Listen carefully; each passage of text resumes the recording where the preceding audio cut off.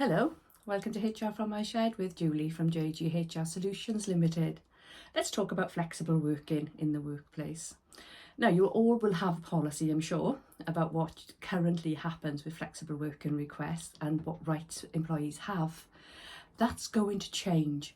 And there's a lot of posts about what's changing, and there's a little bit of confusion maybe about what's actually been authorised to change already and what may still come in to change. But we are expecting these changes to happen next April. So you've got a little bit of time if you want to make those changes, or you can be like JGHR client and actually just implement the changes now. So what is actually changing?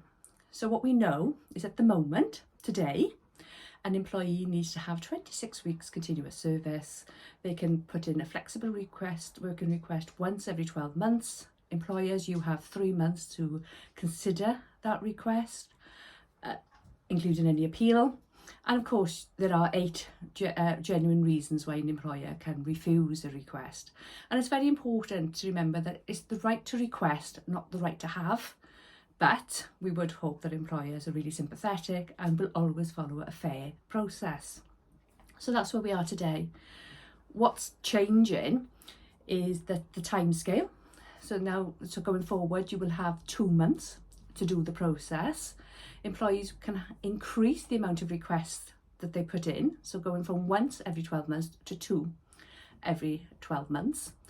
Obviously still have the right to appeal, but to be accompanied in that appeal. And there's still a bit of a consultation going on about whether it becomes a day one request.